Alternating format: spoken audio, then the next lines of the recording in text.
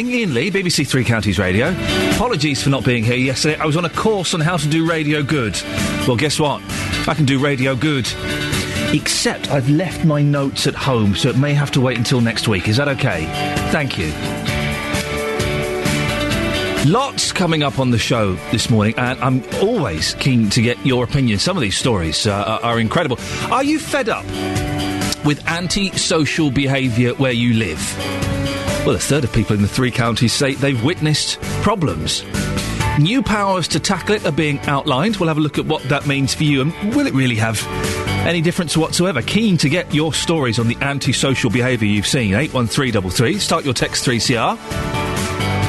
Kind of related, if someone in the car in front of you drops litter out of their window, should they be fined regardless of who did it? Conservative peer wants to make the laws tougher. Do you agree? And this is great. What an incredible story. A prominent barrister has called for the age of consent to be lowered to 13. Barbara Hewson said the move was necessary in the wake of the Savile scandal to end the, quote, persecution of old men, unquote. Well, what do you think? Should the age of consent be lowered? 16 at the moment. Would you like to see it drop to 13? Facebook.com/BBC3CR. Of course, the best way to get in touch is via the phone. You remember the phone? 08459 455 555. BBC Three Counties Radio. I've just realised when I said, this is great, someone wants to lower the age of consent, it made me sound like I was excited at the prospect of that. No. let me just clear that up. No, not in the slightest. I mean, it's a great story. I think the call to lower the age of consent to 13 is outrageous. What do you think? 08459 455 555. New measures are to be introduced to target persistent antisocial behaviour in the three counties. Nearly 1 in 3 people say they've witnessed drink-related antics or groups of people hanging around the streets in their local area in the past year, according to the Office for National Statistics. Groups of people hanging around their streets? Is that necessarily antisocial? Well, under new laws, the police, councils and agencies would have to investigate any incident reported by at least 5 people. Well, Claudette Dazelle is a criminologist based in Leighton Buzzard. Good morning, Claudette. Good morning. Why do certain people commit antisocial behaviour? Are they just naughty? No, absolutely not. We know that there is a link between childhood trauma and antisocial behaviour. There's actually a study done that found that 74% of adolescents in secure establishments presented with symptoms consistent with post-traumatic stress disorder. So over 90% of those, the most serious crimes committed, are committed by people who've experienced childhood trauma. It's very interesting that I think we go back and we look at, is this a new phenomena? And which, unfortunately, it's not. It's not. I want to read you a quote that was written by Plato in the 4th century. He said, what's happening to our young people? They disrespect their elders, they disobey their parents, they ignore the law, they riot in the streets inflamed with wild notions, their morals are decaying, what's to become of them? Now, this was many years ago. We've got the same problems today, and I think it's a social problem. At some point, we will all have to acknowledge what we're dealing with. What are we classing as antisocial behaviour? What kind of things? Well, I think all things that don't fit in with the norms of society, with how we want things to run, anything that disturbs our equilibrium to a great extent. People who, well, you've read out something earlier on of people hanging around in groups. Why are people hanging around in groups? It's youth hanging around in groups. It's because they don't have much to do. That's one of the reasons. We also know that... I wouldn't consider necessarily people hanging around in groups as antisocial. Not at all. No. But drunken idiots puking up in the street and having fights in the street, I would consider that antisocial. Absolutely. And I would say that they need not a sound thrashing, but they need to be punished. Absolutely, and I think something has to be done about the alcohol problem in the country that we have under many people. The fact that alcohol is quite readily available, and there's a culture of people drinking quite a lot, and that needs to be tackled. But it's not something that is only related to youth or people who are notoriously criminal. There could be a chance, couldn't there, that by saying, childhood trauma, that's why they do it, we need to help them, that's taking the responsibility away from the people who commit these acts? Unfortunately, we need to deal with the facts, it's very important. We've seen research that was done in 2004 that 45% of looked after children were assessed as having a mental disorder. 38% of them had a clinically significant conduct disorder. 16% were assessed as having emotional disorders. With brain scans, we find out that there's a high incidence, with children with intellectual problems. But people being antisocial and fighting in the streets and being idiots and graffitiing and stuff, I don't care what their childhood was like. I don't care what their upbringing was like. Stop it. That's right, yes. We all want them to stop, but the way to stop them... Chuck them in prison. Unfortunately, Tag them. We've got no evidence that prison works. Castrate them. Do something to them. We can't go back to their parents and say, hey, come on now, you need to have a word with Johnny, he's just done graffiti. They have to. The people have to be responsible for their own actions, don't they? Well, unfortunately, that's true. I think parents need to take more responsibility for their children. Yeah. But as a society, we need to, instead of just saying we need to get tough on crime and throw people in prison, which doesn't work. I don't know where that notion comes from. I think it was just basically fired on by the media. And we need to look at the core of this problem. We need to stand together as a nation, and we need to look at why we have this problem. Well, and I appreciate that could be effective for future generations, but the generation we've got now, if they are going to graffiti or steal cars or do these kind of antisocial behaviours, that person needs to accept responsibility for their action and be punished. Punishment doesn't work. So what, we just let them off? We just say, no, you've got trauma. There are loads of interventions, and you cannot just punish someone who's had trauma. The person will come out of prison, commit the same offence. But so, Claudette, what do we do if someone is graffitiing and being antisocial and causing a nuisance? What do we do to that person? I can talk on behalf of youth offenders. If it's a youth offender who does that, we need to intervene. And do what? Services intervene. We rehabilitate them. It's counselling, childhood counselling that happens. But take them to Thorpe Park or something? No, Thorpe Park, you cannot just take a child on activity and think that that's going to change their lives. A diversion activity such as that is good in the sense that it keeps children off the street, keeps them busy. But unfortunately, problems are much deeper than this. If you look at childhood trauma, it's usually there's abuse in the child's past. Quite horrific physical abuse when you go into Claudette, we can't say that everyone when we're running out of time, I could talk to you all morning, you're fascinating. We can't say that everyone who goes and graffitis on a bus stop has been abused as a child. Is it only graffiti that's the problem for you? Because if we look that's just an example. I mean, there's a decline in youth crime. We've seen the numbers drop last year.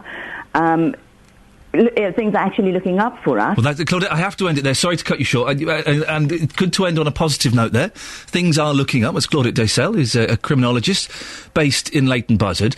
And yes, if children have suffered trauma, it's not necessarily just young people that are doing these antisocial behaviours, it's people of all ages. If they have suffered trauma, then yes, of course we should address that. But people do have to take responsibility for their own actions, don't they? 08459 455 555. Two questions. What antisocial behaviour have you seen, and what would you do to stop it? What antisocial behaviour have you seen, and how would you stop it? Would you go and talk to the parents and try and work out the trauma?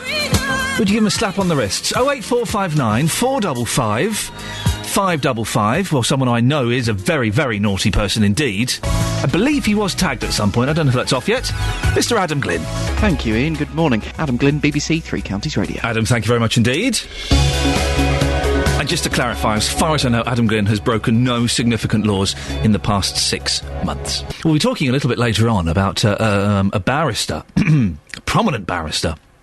A female prominent barrister, which I think is significant to this, wants to lower the age of consent to 13 to stop, quote, the persecution of old men. Well, we'll get your views on that a little bit later on. But imagine this. You're sitting in your car when you see someone in front throw litter out of their window. How does that make you feel?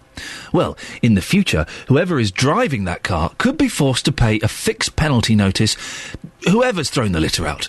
Conservative peer Lord Malsford will today put forward a proposal to the House of Lords. He wants to see penalty notices issued similar to speeding, where the driver nominates the guilty party or pays the fine themselves. Well, here in the three counties, our councils currently charge between £75 and £80, reduced to £50 if paid within 14 days. Last year, Bedford Borough Council issued over 400 fixed penalty notices for littering. Well, Samantha Harding is from the Stop the Drop campaign manager from the Campaign to Protect Rural England. Good morning, Samantha. Good morning. How much is it costing councils to clean this up? Well, the figures for the last years that we have, which is about 2010 to 11, we paid £863 million for street cleaning, and that excludes motorways and major roads. So we're talking about over £1 billion. And one thing, just to clarify from your great introduction, was that it's actually the owner of the vehicle that would have to pay, not the driver. Not the driver, the person who's the registered owner would have to pay. That's right, yeah. Would something like that work, do you think? Well, where it stands at the moment is councils supposedly have a power in order to be able to say to someone, we saw litter thrown from your vehicle, so that's against the law, so you have to pay this fine.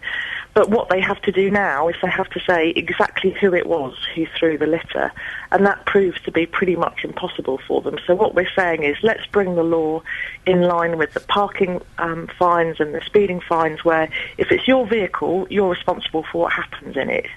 So that's what Lord Malsford is calling for today. What and why is he calling for this? Why is he so upset by this? It's expensive, it's ugly, and it's bad behaviour. So let's do something about it. And would this include everything, Samantha? I mean, would it include apples and cigarettes and things like that? Yes, if you throw something out of your vehicle, it's littering. Has this scheme been trialled anywhere already? Well, about 12 months ago, they introduced this a similar law in London. The London Council said, OK, we're sick of this law not working for us. We're going to introduce our own law so that we can try to do something about it. What we'll find out in a month or so is how that's worked for London councils. But it's this change in the law is actually something that councils across England have been calling for years. So we're really hoping that the government will pay attention to Lord Malsford's bill and make this change. One of my least favourite things in the world is littering. I hate it, whether it's someone just dropping a crisp packet on the floor as they're walking along, or I hate it when I see someone throw something out of a car window. Yeah. But in reality, Samantha, how would this work? Would it be up to me to phone up a hotline and say, oh, the red Fiesta in front of me has just chucked something out of the window? How does it work? No, it would work where local councils do have enforcement officers. They also have access to CCTV footage. There's also, obviously, the police. If someone who's sort of authorised to make that claim sees someone doing it, that's when the local council can apply to the DVLA, get the owner of the vehicle's details and write to them and say, we saw this happening from your car, you're liable to pay this fine unless you tell us who it was. So would the councils be employing special officers specifically for this? Well, most councils already have people employed to do similar things to this. What this law will do is just give those enforcement officers more powers that work for them, rather than having a power that doesn't work.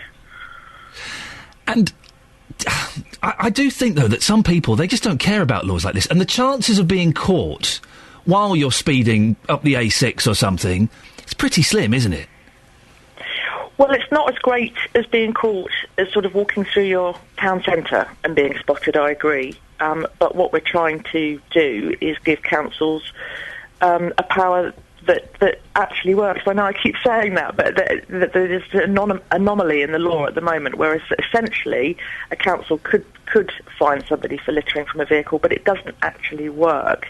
So if there is a chance that they can see someone doing it, once they've seen someone, they should then be able to enforce the law. Samantha, final question. You're walking down the street, you see someone at some traffic lights, they chuck a bag of crisps out the window. Would you go up to them and say, excuse me, I think you dropped this? That's totally a matter of personal choice. Would you do it? My grandmother, actually, she was sweeping out her front porch and she saw somebody empty their cigarette ashtray from their car out onto the street, so she went over, swept it up and chucked it all back through the window. Oh dear. So maybe it's in the blood, I don't know, but again, I would say to anybody, just do whatever you feel comfortable. Samantha, thank you very much indeed. Samantha Harding from the Stop the Drop campaign. Well, she's the campaign manager. 08459 455 555 is the telephone number if you want to give me a call about that. Now, here's something that I know you'll want to have your say on. I find this incredible. A prominent barrister specialising in reproductive rights. Reproductive rights? Wowzers. Has called for the age of consent to be lowered to 13. Barbara Hewson said in an interview that the move was necessary in the wake of the Savile scandal to end the, quote, persecution of old men. The persecution of old men? You mean perverts like Jimmy Savile and Stuart Hall who groped, fondled and did all kinds of things to children? Those old men. You want us to stop persecuting those old men? OK. She also said that complainants should no longer receive anonymity. Oh, so if you've been the victim of a sexual attack, your name should be in the newspapers as well. The NSPC, there's an argument that the accused should be anonymous. I can kind of buy into that, but the accuser, they shouldn't be anonymous. The NSPCC have called her views outdated and simply ill-informed, and said to hear them from a highly experienced barrister simply beggars belief. Well, her remarks come after a number of high-profile arrests from Operation U-Tree, the police investigation into historic sexual abuse following the Savile scandal. The arrests have included Max Clifford, Stuart Hall, Gary Glitter and many others. So what do you think? Very simple question. The age of consent for boys and girls at the moment is 16. Should the age of consent be lowered? 08459 455 555. I would be very, very surprised this morning if we got one call from someone saying, yeah, I agree with Ms. Barbara Hewson, prominent barrister. Yes, I agree. The age of consent should be lowered. 08459 455 555. Very simple question. Should the age of consent be lowered? Across beds, hearts and bucks, this is Iain Lee on BBC Three Counties Radio. Well, Watford muffed up their first chance of promotion. They've got another opportunity. They're travelling to Leicester City in their first semi-final playoff leg tonight. Well, do you think they can win? Justin Dealey has been finding out what you think, and detectives in the US state of Ohio have charged a man with kidnapping and rape after the rescue of 3 women who'd been held captive for more than a decade. Ariel Castro is due in court later. I'll bring you the latest developments on this fascinating case before 7 o'clock. 08459 455 555. Do you think the age of consent should be lowered? A prominent female barrister, it changes it slightly, I think, says yes, the age of consent should be lowered to 13 to stop the persecution of old men. The old men she's talking about are Jimmy Savile, Stuart Hall and others. Well, what do you think? Should the age of consent be lowered to 13? Oh dear, no, I know. I was dancing around the studio a little bit to Electric Dreams. Justin. Iain, you okay, sir? You all right? I'm 40 in a month. A month today, and I do like that pop song. Have you got the leg warmers on, the headband, all that kind of stuff? I was dancing rather aggressively. That's worrying. And I'm out of breath, so can you do this bit? Yes, I can. Good lad. I was going to say, you've been on a BBC interview course. I mean, I'm expecting lots of very, very hard-hitting questions this morning, Iain. How was it? Was it good? Why do you expect that? Well, but you went on one of these BBC interview courses. I'm expecting a change this morning. I'm expecting a new Iain Lee. And how does that make you feel? Makes me feel good. Yeah? Yeah. Are you surprised? You see, I'm doing it! I'm doing it! Oh, wow, it's worked. Short, direct, to the point, and be as breathy as you can. Honestly, I can't talk, Dealey. Just do this bit, please. Are you being serious about this? I'm so unfit. What is up with you, man? I'm an old man, that's what's up with me. I'm going to sit back and actually enjoy this. Go on. You read the next cue, I'm going to sit back and enjoy. Oh, I hate you. Oh, lovely. After the disappointment of missing out on an automatic... They didn't teach this in the course. No, they didn't. If I'd taken this bit of audio to play to them, I'd been in terrible trouble. So many goals. After the disappointment of missing out on automatic promotion last weekend, Watford travelled to Leicester City in their first semi-final playoff leg tonight. If Watford can overcome Leicester and make it to Wembley for the playoff final... Almost there. Yeah, they'll play in the richest game in football, worth £120 million to the winner and a place back in the top flight of English football. Well, Justin Dealey has been speaking to the fans ahead of tonight's game. Justin, Watford missed out on automatic promotion at the weekend. Remind us what happened, please. That was so good. Can you do that again? Oh, you're such a... I nearly swore then. Yeah, it's a massive night for Watford. At the weekend, disappointment. They needed to better the result of Hull City. If they did that, they would be promoted. Hull drew 2-2 at home to Cardiff, so all Watford had to do was beat Leeds at home and they would be up. But it was a game that everyone thought Watford would win, but they had a player sent off, they had a goalkeeper crisis, and they ended up losing the game 2-1. They blew it, but they now have this second chance, and you don't often get those in football, but this is the hard way, Ian. For Watford to go up now, what they've got to do is deal with Leicester over 2 legs, and then, if they can get through that, they've got to beat either Crystal Palace or Brighton at Wembley. If they can do those things, they will be back in the Premier League, and of course with that cheque of around £120 million. My football knowledge is limited, but I've heard people say that Watford played terribly the other day. Is that a fair summary? Well, they didn't play terribly. I think what happened was, I think the occasion, I've never seen an end of season like that before. It was just incredible. The twists and the turns. Watford were expected to win at home, but they did blow it really, because Troy Deeney, one of their star strikers, he was sent off for a ridiculous challenge, and they had around 15 minutes left at the end because of stoppage time and injuries to the goalkeepers. They had 15 minutes to score 1 goal, and they knew that if they scored, they would be up. They are the top goal scorers in the league, but they couldn't do it. Leeds broke away and scored, so when you look back at the weekend, they really did blow a huge chance. You won't get a better chance than that to be promoted automatically to the Premier League. You've been speaking to the fans. They were very confident last week. Feeling confident now? Yeah, I mean, some are still confident, others not so. I've been speaking to fans around Vicarage Road, and this is what they had to say. I'm ready, but I'm not confident. I think that we blew it Saturday, and we've already done the double over Leicester this season, and I'm not confident, but we'll see what happens. Nick, you were here on Saturday for that famous game against Leeds. Can you first of all describe your emotions from Saturday?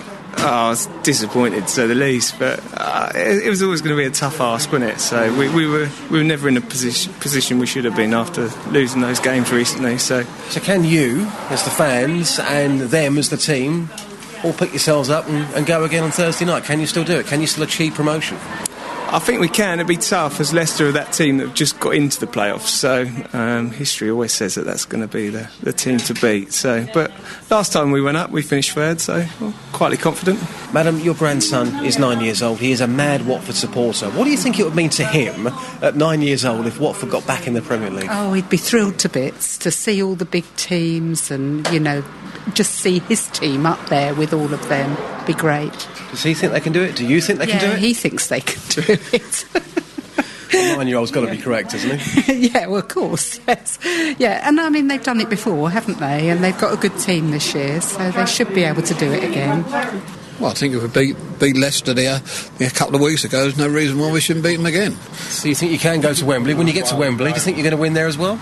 Well, I mean, everything's possible. I mean, it's a bit more of a lottery than if we'd have won the match the other day, but yeah, I don't see any reason why we shouldn't. Well, you can hear full commentary of Leicester versus Watford on 3 Counties Sport from 7 tonight. Justin, your honest opinion? What do you reckon? I think they'll certainly get through the 2 legs against Leicester. I think they'll do that because Leicester haven't been on the best of form recently, but of course, going to Wembley in a one-off game, if they were to get that far, absolutely anything could happen. Crystal Palace, I think if it was them, they'd certainly beat them, but Brighton, great footballing side. I would probably say, if I was a betting man, I would say they would get to the final, but then lose in the final. Mind you, I was saying yesterday morning that Sir Alex Ferguson won't be leaving Manchester United, so I can get these things wrong. I heard you yesterday. Yes. Oh no, Fergie, he ain't going to leave. He just said in this programme last week he's going to stay, girl. He ain't going to leave. 10 minutes later. later, he's left. So you know absolutely nothing about football. That, come on, most people in the game yesterday thought it was never going to happen. We've heard these rumours before about Fergie. Oh, he's going to be retiring. Then he comes out and says, what a load of rubbish. I'm here to stay. I think a lot of people were shocked yesterday, and shocked as well at just how quickly it was confirmed that he was leaving. Incredible. I know who they should get to replace him. Go on. Steve Green. Steve Green? Who's Steve Green? He's my mate, and he is brilliant at Football Manager, the computer game. Yeah, he's brilliant at it. I'm sure the people that are at Manchester United running the club might have something to say about that, but yeah, give him a chance. I suppose, with a team like Manchester United, with all them great players, they need very little management. So Stevie Green, he might be able to do a job. He's good. But I would have thought they would have needed a lot of management because of all the egos there. You've got thick people earning millions of pounds, and the egos must be running wild. It's a bit like BBC Three Counties Radio, isn't it? We've got yourself, we've got JBS. Yeah, I can see the comparison. Justin, can you do me a favour? Yeah. We've had a story this morning. This female barrister, Barbara Houston, wants to lower the age of consent to 13 to protect, to end the persecution of old men. Mm-hmm. Right. Can you go out this morning, if you get a chance, and find out if anybody agrees with her at all? Yeah. Does anybody agree out there in the three counties the age of consent should be lowered to 13? I'm on my way to Berkhamsted. I'll be putting that question to people. I think there may be an apology coming from this barrister later, because I can't believe these words are true. Being lowered to 13 to end the persecution of old men. It shocked me, but we should find out what people have got to say in Berkhamsted throughout the morning. Justin, thank you very much indeed. A prominent barrister specialising in reproductive rights has called for the age of consent to be lowered to 13. Barbara Houston, it's a woman. Does that make a difference? Does in my head a little bit. Don't know why. Said that the move was necessary to end the persecution of old men. Stephen Carlton, should we lower the age of consent to 13? I think it's a brilliant idea. In fact, why stay there? Just take it away completely. So all these dirty, perverty blokes can get away with it as well. I mean, this woman's mad. At 13, they are still children. They may be physically mature, but mentally, they're still babies. She's saying we should do it to end the persecution of old men. So men like Stuart Hall and Jimmy Savile, who've been dragged through the press and criminally punished. Well, not Savile, obviously, he's dead. For what they did. That's unfair. Unfair. It's unfair on the poor little children, and they've ruined their lives. It's not unfair on them. Have you got kids, Steve? I have. I've got two boys. How old are they? 11 and 18. Well, nearly 18. What would you think if your lad, in a couple of years' time, when he's 13, was having sex? What would you think? Because kids do have sex, don't they? Yeah, I know they do. I'd be really disappointed, because it just takes away... your whole child is just gone. No, I don't think 13 is an appropriate age at all. Like I say, that physically, at 13, I don't know about the boys so much, but the girls, I mean, they're physically grown up, but mentally, they're not grown up at all. They don't know what they want or what they're doing. The age of consent in Spain is 13 years old. I don't like it at all. Not at all. You're not keen?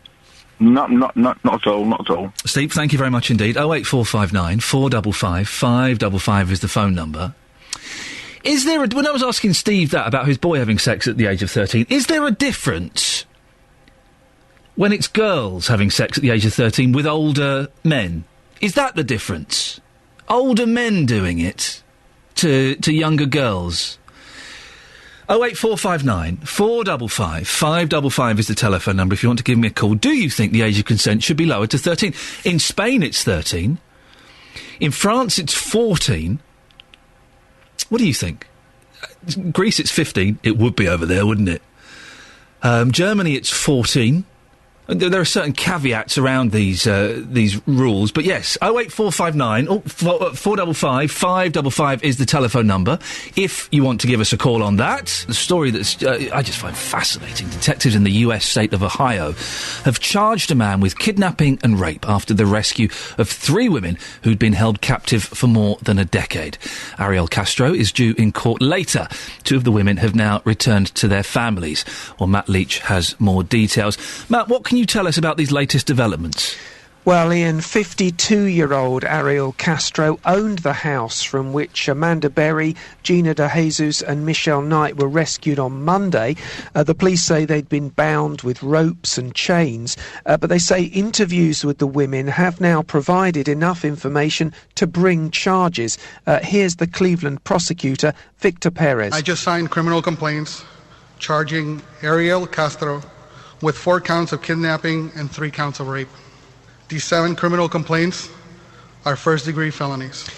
Now, I hear there that he does mention 4 counts, and that's because, obviously, we've got the 3 women and we've got the 6-year-old daughter of Amanda Berry, who was rescued with her. Castro has cooperated with police and agreed to take a paternity test, and 2 of his brothers, people may have heard talk about them, Ian, had also been arrested, but the police say they're not being charged.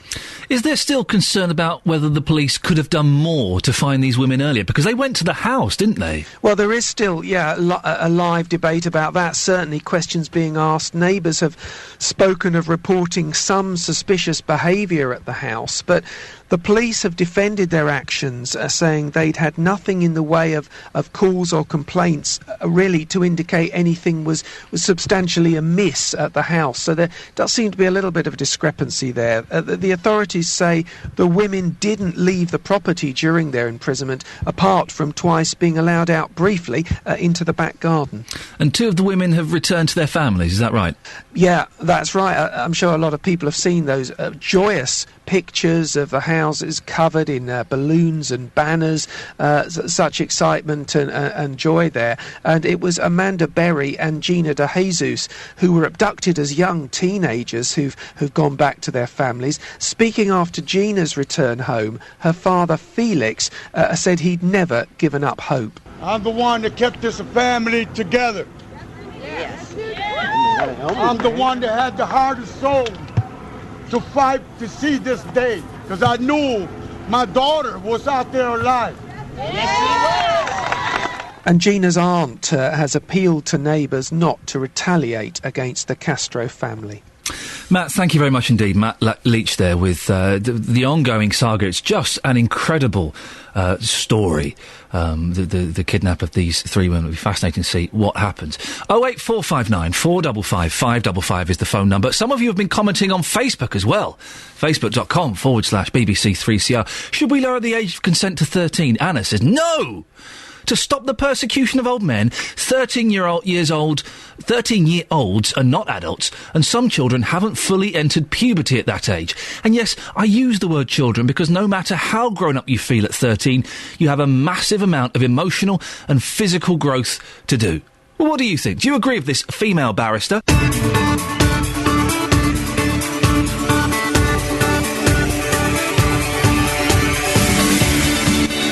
This is Iain Lee, BBC Three Counties Radio. Just a quick private message, if you don't mind me doing this. Mark Lancaster, MP, answer your phone, please. There we go, that should sort things out. Right, lots coming up in the next hour of the show, including have you had enough of dealing with antisocial behaviour where you live? Well, a third of people in the 3 counties say they've witnessed problems. New powers to tackle it are being outlined. And I'll be speaking to a woman from Hoddesdon who's absolutely fed up with the verbal abuse she's getting from groups of people hanging around where she works. If someone in the car in front of you drops litter out of their window, should they be fined, regardless of who did it? Conservative peer wants to make the laws tougher. Do you agree? 81333, start your text 3CR. And a prominent barrister has called for the age of consent to be lowered to 13. Barbara Hewson is a female barrister, and for some reason that changes things slightly in my head, said the move was necessary in the wake of the Savile scandal to end the, quote, persecution of old men, unquote. Should the age of consent be lowered? It's 13 in Spain. It's 14 in France. Should it be lowered here? Put my cards on the table. I think it's absolutely ridiculous. 13-year-olds are kids. Of course it shouldn't. Or do you disagree with me? Can we find anybody this morning who agrees with Barbara Hewson that, yes, the age of consent should be lowered? 08459 455 555. BBC Three Counties Radio. Loads of you having your say about this. Do give me a call on this. There must be somebody out there listening who's nodding their head going, well, actually, no, she makes a lot of sense. 13. Yeah, it makes sense. Joe on Facebook says, appalling and shameful statement by Hewson. As a barrister, she should be fully aware of safeguarding and the need for legislation to protect children, not old men. The victims of the Jimmy Savile abuse scandal were kids when it happened to them. What message would this send out to paedophiles today? Children at 13 do not, for many reasons, have the capacity to make decisions about what's best for them. We've had an email as well, BBC... no, hang on, what is our email address? 3cr@bbc.co.uk? Is that right? Sounds about right. Just send it there and someone will get it. Sue in Luton has emailed. When it was acceptable to marry at 13 years old, the average life expectancy was 45, and we did not educate our girls beyond rudimentary reading and writing, if they were lucky. Does that barrister really want to go back to the dark ages?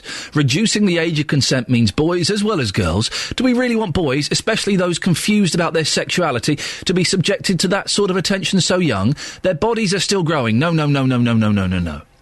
Does it make a difference if it's older men with younger girls or boys, as opposed to older women with younger girls or boys? Does that make a difference to it?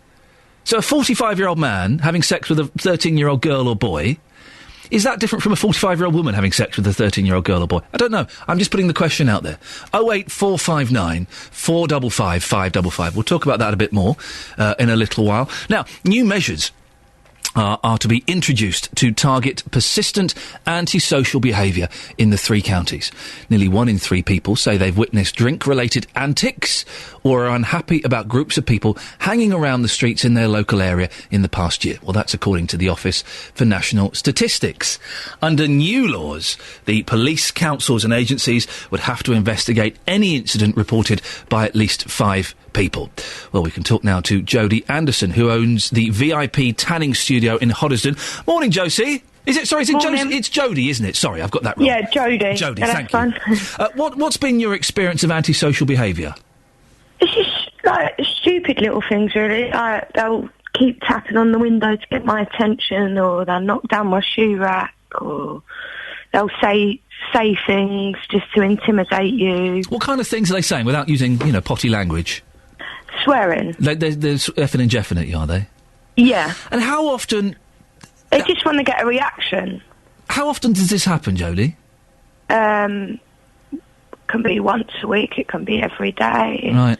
Just as and when they're in the area. And initially, a bit of tapping on the window. It doesn't sound like a lot, but I imagine if it goes on and on and on and on and on, it drives you bonkers. Yeah. What happened on Saturday? I've been told there was an incident. Yeah, on Saturday, they were standing out around the corner from my shop, which is basically the outside of my shop. Yeah. Oh, Jodie, we're losing your signal. Wherever you were, go back. Hello? Yep, I think we can hear you. Yeah.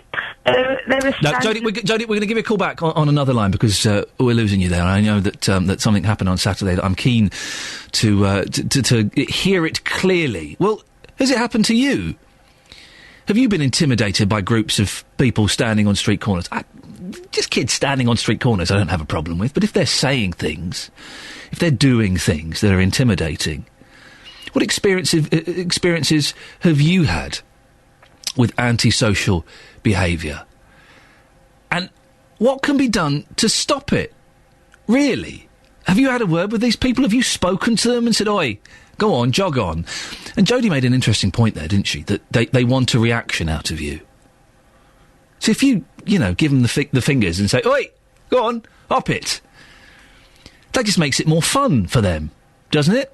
08459 455 555. We've got Jodie back. Jodie, I think we can hear you better now. Hello? That's better, yes, we can. So what happened on Saturday? They was just basically, they were standing at the corner of my shop, which basically is the outside, thinking I couldn't see them, sort of thing. And then they kept walking up, spitting, knocking down my shoe rack, and I sort of ignored it. And as I went to get my sign in and that, when I shut up, they turned around and said, are we friends now? And I just turned around and said, if you get away from my shop, if you behave, then yes, we are. And then as I went to walk in, I heard them swearing, calling me an effing C word. So I went out and I said, what was that, sort of thing. And I just lost my temper, so I just walked back in. And how many of them are there, Jodie? It can be as small as about 4 of them to as big as about 15 of them. Oh, blimey. And how old are they? Well, I thought that they was around 13, 14, the stuff that they're doing, because it's just stupid. But it turns out they're 17. And have other businesses in that street experienced the same thing? Yes. And what have you done about it? Have you spoken to the police? Have you spoken to the council? We go to regular monthly meetings. We've had a meeting with the police and the inspector, the top person. And really, they can't really do a lot. The council's involved, the housing association's involved. They can't do a lot. Can't the police come along and kind of scare them a little bit? Well, I rang them on Saturday. I rang them because I'd lost my temper, and I thought if they come back, I'm going to really lose my temper, so I'll just ring the police. And they didn't even come out. They come out on the Sunday. They came out the next day? Yeah, they come in my shop the next day. Oh, that's good of them, isn't it? They only had 2 police officers on in Hertfordshire, so they couldn't really get out. Well, this new system that's being talked about, this community trigger, means that the police and councils would be forced to act if they received 5 or more complaints about antisocial behaviour. Do you think that that's what you need in Hoddesdon?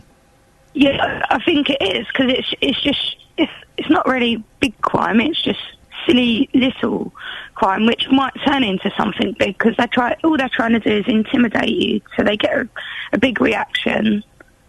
That's all they're trying to do. And how does it make you feel, Jodie?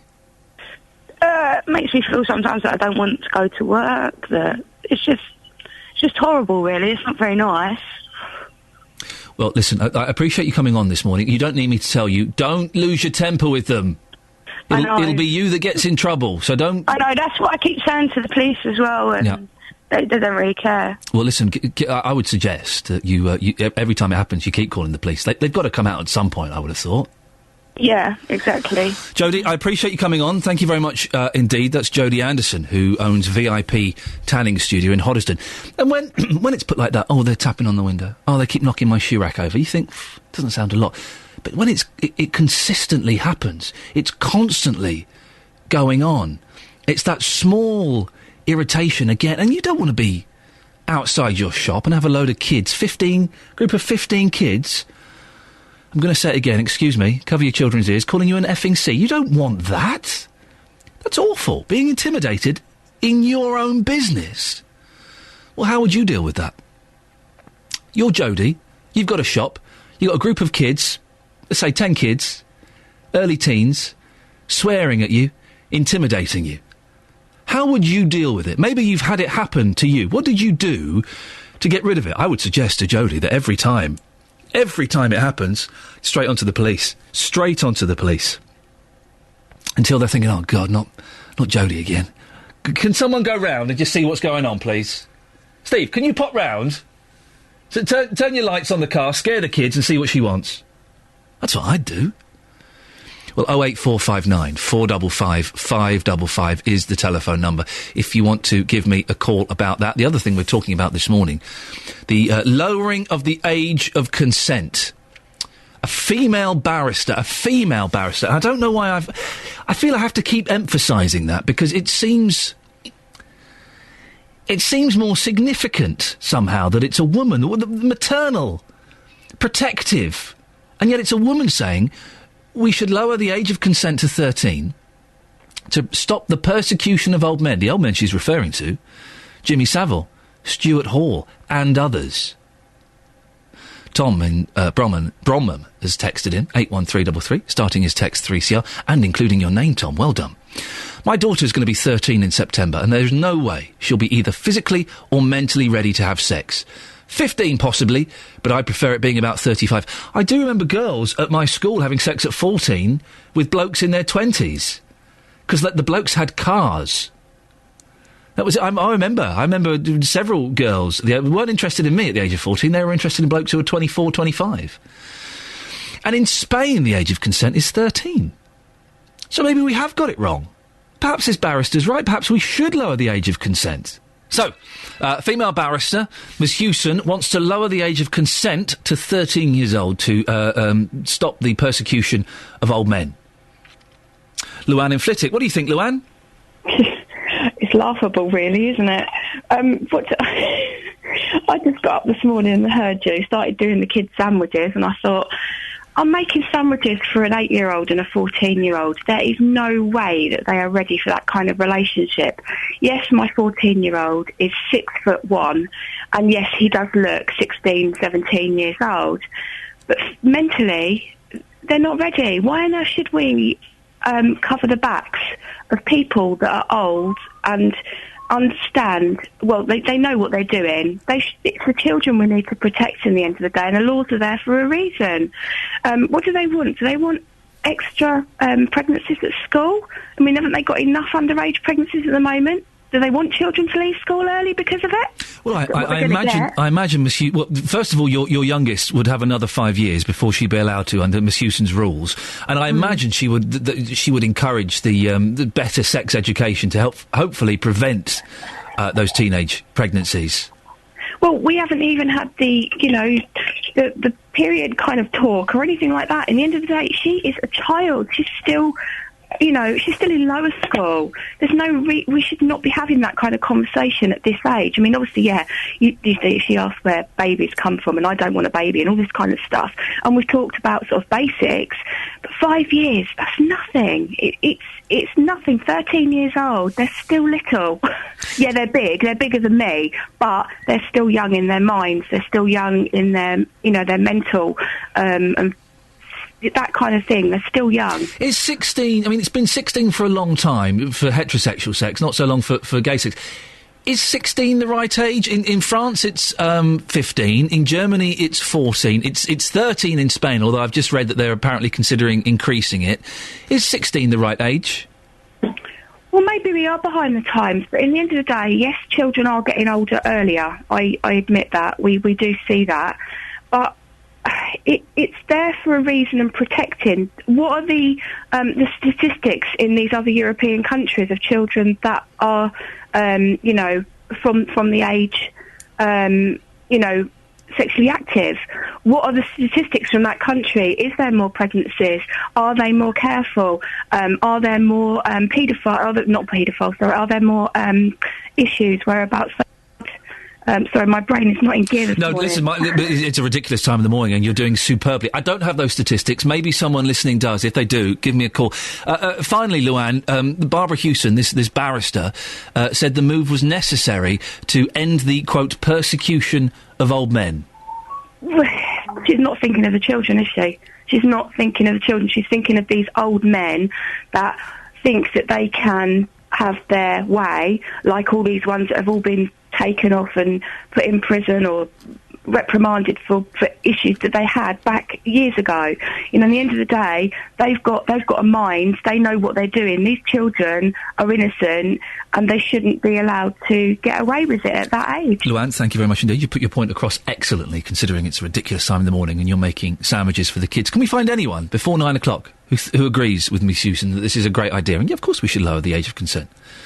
16 is completely inappropriate. 08459 455 555. Now, you're sitting in your car when you see someone in front throw litter out of their window.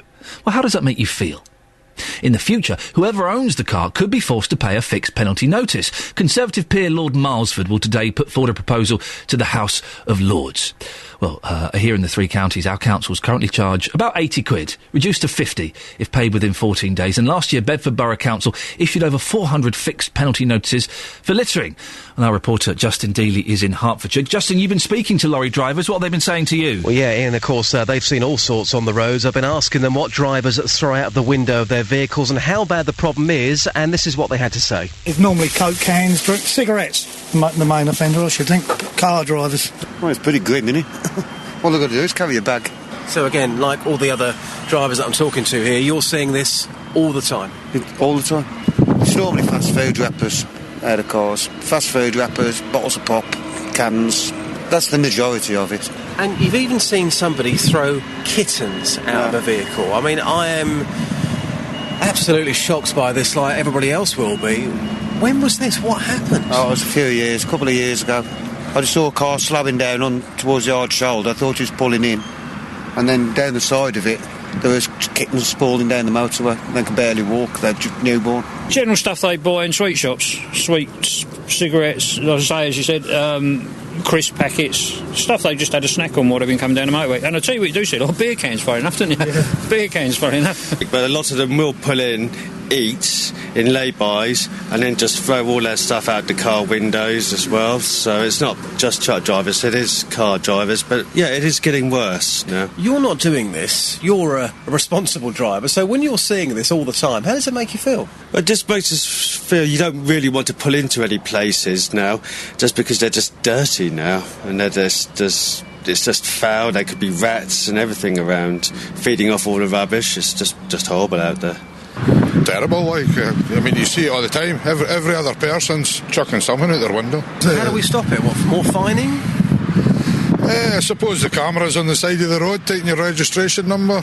Ken, if you've got the CCTV that are monitoring the roads, that'd be the only way to do it, I would say. Justin, you spoke to Alex Ferguson and you didn't get the latest on him leaving his job? I know what's going to be happening tomorrow then, Alex, but did one of those gentlemen, I must have misheard. I'm sure I heard one of those gentlemen say he saw some cats being thrown out of a car window. Yes, absolutely true. He saw that a couple of years ago. I mean, obviously beer cans is one thing, but he actually saw somebody slow up on the motorway and then throw kittens out of the vehicle, and they were going down the motorway. It's incredible. JD, where are you now? I'm in Berkhamsted. I'm with Colin Garrett from the Berkhamsted Litter Pickers. Colin, thanks for your time. You're live across Beds, Herts and Bucks. How many volunteers have you got picking up litter week in, week out here? Oh, just over 100. I think it's 103 now.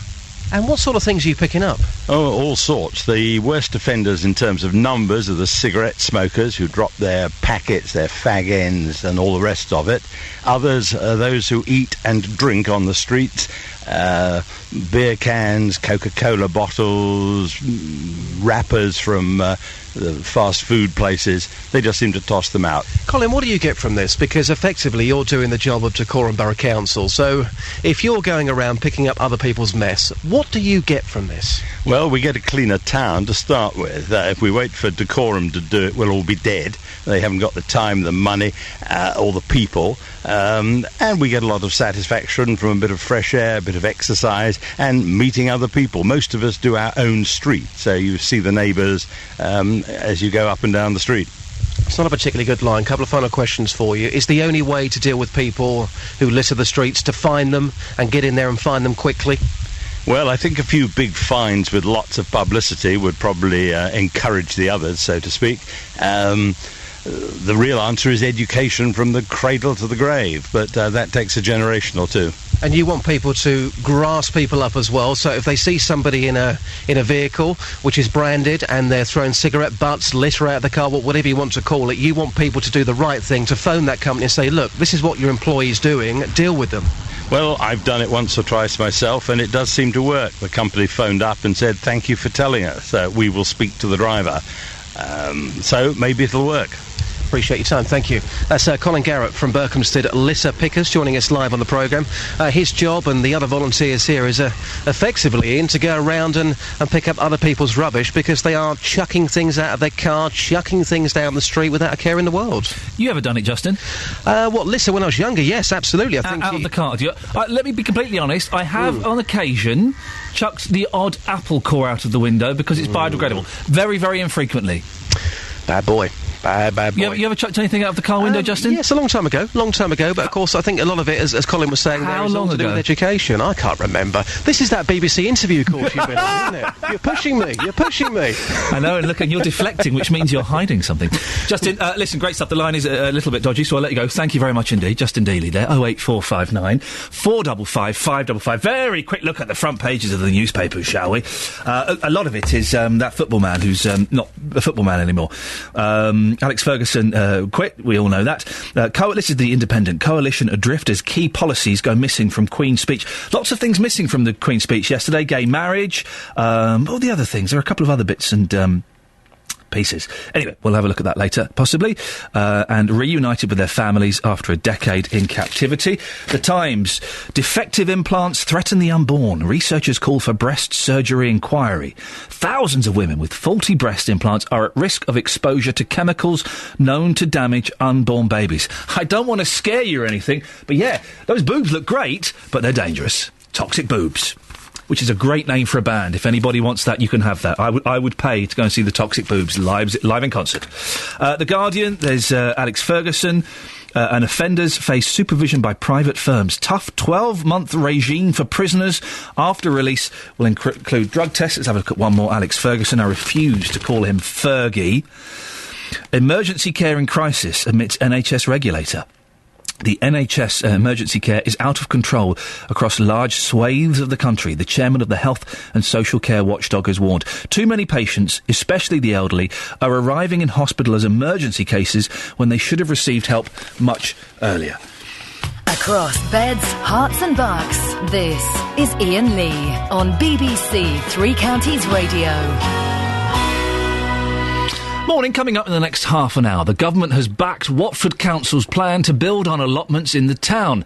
Campaigners who wanted to save them are upset. They'll be joining me on the programme next, along with the Mayor of Watford, Dorothy Thornhill. And we've got some interesting news about the schools. How safe are the schools that your kids go to? I think you might be surprised to know how many of them have got asbestos in. 08459 455 555. There are plans afoot to change the law slightly, so if someone in a car that's owned by you has litter thrown out of it, you as the owner are responsible and you'll have to pay the fine. Dave's in Luton. Dave, sounds like a good idea, doesn't it? I don't think so. Not for the driver, in a sense, or Why? the owner. Why? Well, you're going down the motorway at 50 mile an hour, yourself and 3 people in the car. You've got your eyes controlled on that road to save you not getting injured, your passengers or anyone else. Suddenly, the bloke at the back winds down the window and throws a empty packet of fag out. The police car behind, pulls me over, and I get the fine. Yeah, sounds perfectly fair to me. But what have I got to do? Have I got to pull over on the hard shoulder if it's available, walk back and pick up the fag packet? No, you pay the fine. Or you stop the gentleman from... No, I'm concentrating on that road, right, which they say in the highway code, keep your eyes on the road. Yeah. I'm concentrating. I don't know what the idiots at the back are doing. If they're throwing stuff out the window... Why have you got idiots? Why would you have idiots in your car? Well, I don't allow idiots. I don't allow idiots in my car. Well, how do you know that you're driving along that road and somebody sits in your car, your mates or something of that nature, and they throw out a empty packet of fags? Dave, can you remind me, what's the law? If a passenger in the car that you're driving isn't wearing a seatbelt, whose responsibility is that? That's theirs. No, it's not. It's yours. It is. No. No. I tell everyone that gets in my car, put your seatbelt on. Exactly, and you're legally responsible to ensure they do that. If I'm sat in your car, if I'm the idiot sat in your car and I'm not wearing a seatbelt, it's you that would get in trouble because you, Dave, are responsible for your vehicle and everybody that's in it. I'll get that checked out because if you're going along the road and the police pull you up and they see that one of the passengers hasn't got a seatbelt on, I can't see the police are going to come up to you. They're going to have that passenger. No, they're not. They're going to have you. No, they're going to have the driver of the vehicle, Dave. That's the law. That's the rule. Well, I'll check that out, and if that's right, it's a stupid thing if they catch you by camera. No, but it's not a stupid thing because it promotes safety. The point I'm trying to make, and if I've got it wrong, I apologise. I'm sure that's right. So someone give me a call and let me know either way. But what I'm trying to say is, you are responsible for your vehicle and everybody that's in it. So the safety. So that while you're sitting there driving, you don't know if that bloke's someone's going to wind down that window and throw out empty cigarette packet. You don't know that. You're concentrating driving. Dave, you've just given the answer. You're responsible for the safety of that vehicle and those around you, aren't you? Yeah, you just said that. So driving. Driving. You're responsible for the safety of that vehicle and those around you. So if your idiot mate in the back chucks out a fag packet, it hits a motorcyclist and he goes off his bike. You're responsible. That's not my fault, is it? It is. Oh no! Let's get a bit of logic here. If somebody throws out a fag packet out the back of the car window, and I'm driving on that motorway, and I'm watching the road sturdily. And it's a motorcyclist, and that motorcyclist gets injured. I'm not responsible for that person throwing out that man's injuries. Dave, thank you very much indeed. 08459 455 555. Well, do you agree with Dave? And I'm sure I've got that right. If your passenger isn't wearing their seatbelt, the driver's responsible, aren't they? I think that's right. Someone will correct me if I'm wrong. Now, campaigners say they will seek a judicial review after the government backs Watford Council's plan to build on allotments in the town. The Secretary of State for Communities and Local Government yesterday granted consent to appropriate the farm terrace allotment land for the benefit of the Watford Health Campus scheme. After 100 years of being there, the council planned to build 600 new houses on top of the plots behind Watford Football Club, plus expand the General Hospital. Well, Sarah Jane Tribar is from the Save Farm Terrace Allotment campaign, and Mayor Dorothy Thornhill is the Liberal Democrat Mayor of the town. They both join me now. Good morning to both of you. Good morning. Sarah Jane, we'll start with you first. You must be very upset by this decision. We're absolutely gutted, as you can imagine. It's unbelievable to think that the Secretary of State has agreed for this land to be used and has gone against his own. In fact, the allotment statutory agreement that the relocation of the allotment site should be within 3/4 of a mile, when in actual fact Paddock Road is nearly 3 miles away from Farm Terrace currently. We're gutted because, as you can imagine, that's far too far for many of our allotment holders to actually walk to, and quite far for people to drive to. It's going to be devastating to many of our plot holders. Some people might suggest, Sarah Jane, that 3 miles isn't that far in the great scheme of things. You are being compensated by being given a new allotment. What's the fuss? Have you tried walking 3 miles with a wheelbarrow and 3 small children? I have not done that, if I'm completely honest, no. And the whole point about allotments, we live in very small terraces with tiny backyards. For most of us, it's our only chance to get out into open green space, and the fact that it should be near to our homes is very important. Also, it means for future generations of people who live in this wonderful area of Watford will have to behave like refugees going to South Oxley to use their allotment land. It could be argued that an allotment is a luxury. Well, interestingly enough, this government is trying to claim that it's the greenest government yet. We fail to see how that's happening. At the moment, it's so important that you grow your own. It's so important to be able to be self-sufficient. It's not a luxury. It should be a basic right. Well, let's speak to the Liberal Democrat Mayor of the town. Dorothy, why are you treating these people with contempt? Hardly contempt, given the consultation and the campaign that's gone on. This is actually about the majority of people in Watford, and not just Watford, but southwest Hertfordshire, wanting and needing 21st century healthcare.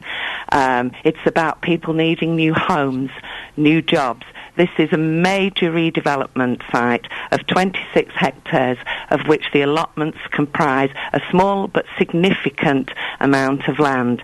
And Sarah Jane, I really have to take issue with the 3 miles. Some people have already moved to an allotments very, very close to the current allotment site. There are still vacancies. Do you know how many plots there are still on vacancies on that site. Do you know how many plots? I don't know how many, but the point is, Sarah, let's about 8 or 9 plots. Right, well then in that case, the very, very few people who don't have a car, and it is very, very few, I can't believe that you expect people to Sarah Jane, just let the Mayor finish and you can come in. Immediately transfer to the closest. And in fact, we've plotted where everybody lives on a map, and some people are actually closer to Paddock Road and to other allotment sites in the borough. And in fact, when the objections were given to this, very few of the allotment holders actually individually protested. So I think there's a real misconception about the old... Dorothy, let Sarah Jane speak. Dorothy, just let Sarah Jane respond to that first. Dorothy, ladies, please. Excuse me. No, Sarah Jane. No, hang on, listen. And you've done it again. Mayor Dorothy Thornhill, be quiet, please. Please. You've just spoken, Dorothy. Let's just let Sarah Jane come back on that first point. Interrupted throughout. No, in fairness, I let you speak, Dorothy. Let Sarah Jane... Thank you, Iain. Sarah Jane. Thank you for listening to us where Mayor Dorothy seems to fail. OK, what's your point, Sarah Jane? That we decided as a group to protest. Individually, we thought we would be conquered, or they would try to conquer us, so that's why we decided as a group, as a large group, to protest against this. Dorothy? and indeed you alienated some people in the process.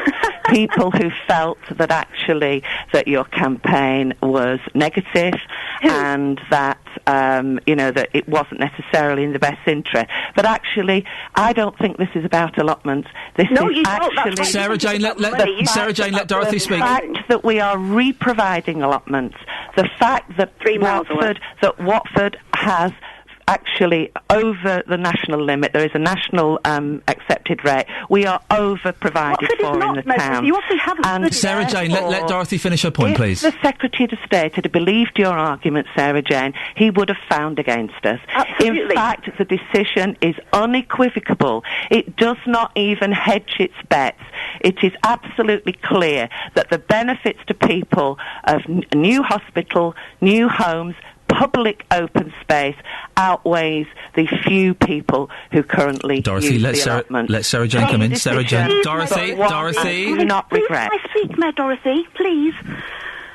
The Secretary of State has completely fallen for all the propaganda and the red herrings and the emotional blackmail that you try to sell. You sell it to almost everybody apart from the residents of Watford, who completely understand that at the end of the day the health campus will probably never be built, but there will be more houses, there will be more demand on our schools, there will be more demand on our doctor's surgery, and we will have absolutely no provisions in this central area of Watford to be able to grow our own food and to interact as a community. Dorothy, is the health centre that Sarah Jane suggested it might never be built? Is that a priority? When does work start on that? If this decision had gone the other way, we could have almost certainly said it won't happen. When does building work start on the health centre?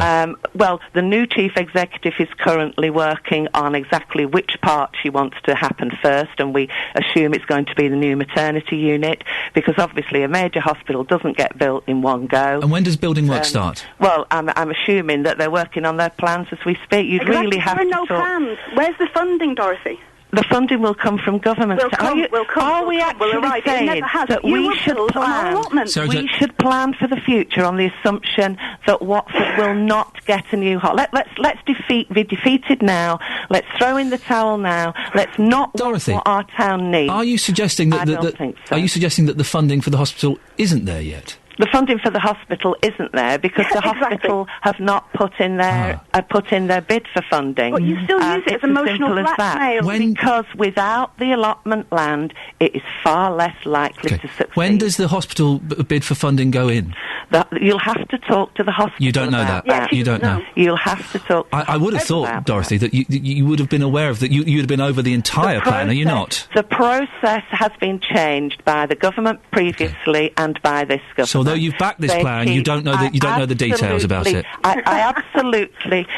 That's a very glib statement. But can you answer it? No, let's be fair. No. You've never been fair. The funding of a hospital is a major piece of infrastructure. But you don't seem to know the ins and outs of it. I do know the ins and outs of it. I know. When are they applying for their funding? They will be applying for They are already applying for funding for the first stage. And how much money do they need? They're already putting money into the new road that's needed. Okay. They've already built the new AAU. The plans are afoot to build a new maternity. Okay, it's just you just said. Hang on one second. Dorothy. You did just say you didn't know when the plan was going in, and now you said the application for funding has gone in. No, I didn't say that. Okay, I'm getting confused. So when is the application for funding going in? I know that they're currently talking with the department. The fact that I don't know exactly which week they're. I didn't ask for a week. Just a rough date when you think the application will go in. They will be looking for funding for their new maternity unit very soon. Okay, listen, we have to end it there. I hope you feel you both got your say. I suspect you don't, but time is against us, and I think you both put your points forward very well. Last voice you heard there was Dorothy Thornhill, who was the Liberal Democrat Mayor of Watford, and before that it was Sarah Jane Trebar from the Save Farm Terrace Allotment Campaign. Now, if you contract the cancer mesothelioma after exposure to asbestos, it'll be easier to claim compensation. Yesterday, the Queen announced the Mesothelioma Bill, which will ensure sufferers of a certain asbestos-related cancer receive payments where no liable employer or insurer can be traced.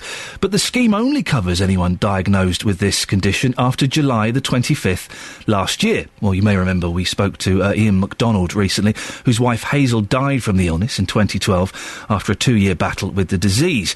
Currently, Iain is taking legal action against Luton Borough Council after an inquest established that Hazel, who was a teacher at a school in Luton, came into contact with the dangerous fibres during her work. Well, Iain is in the studio now, along with his solicitor, Malcolm Underhill. Malcolm, thank you very much for your coaching on saying the word. Thank you. And you're saying that the Queen bottled out of saying it, mesothelioma, yesterday. I'm not saying that she bottled out of it. She dealt with it very well. Thank you both for coming in. Iain, nice to see you again. Can you just remind those who perhaps didn't hear the story before, what happened with Hazel?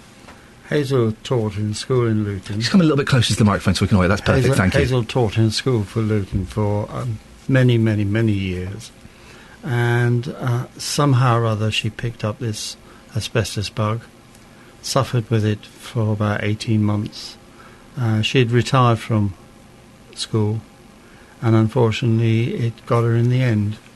It gave her lung cancer, and she passed away. How did it affect her? How ill was she?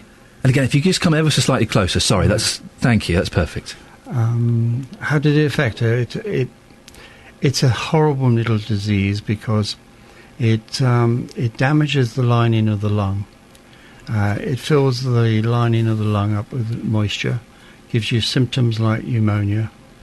You have to have that drained out, and then they pump in a talcum powder to seal.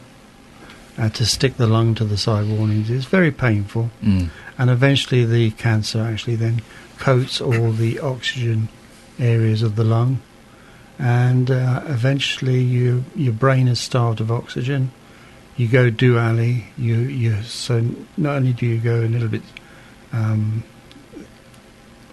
you begin to imagine things because you've got oxygen starvation. And eventually it kills you. So as well as seeing your wife suffering in pain, she's also suffering towards the end with mental deficiencies because of the lack of oxygen. Well, she imagined things like caterpillars crawling across carpets, things like this. It's so sad. You say it's sad. When you see your wife like that, how are you feeling? You can't do anything. You literally can't do anything. And it's just... You have to take each day as it comes. I looked after her for ages and ages at home. And Macmillan helped me an awful lot with respite. But apart from sort of like dosing her up with all the morphines and things like that, there's just nothing you can do. You just have to watch them deteriorate. This bill that's being passed, it won't help your case because it only dates it back to last year.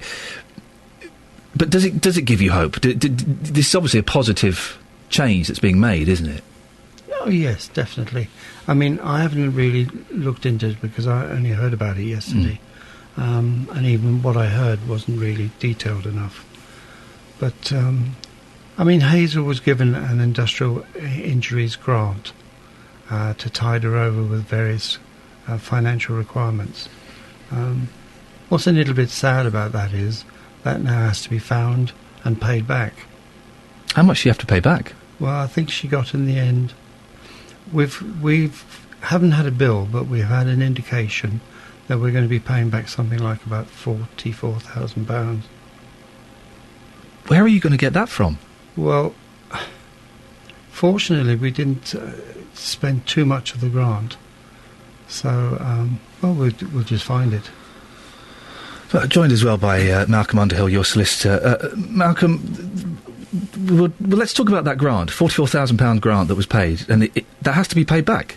Well, according to it does have to be paid back. It's not something we've discussed in detail before, but obviously we will do so and see whether that really is necessary or it can be avoided. Just to explain, obviously without getting us into trouble, the kind of legal background to Iain's story and bring us up to date as to where we are now. Well, the legal position is that, as Iain is related to you, it was clear from what Hazel and Iain knew that Hazel had been exposed to asbestos in a particular school within Luton.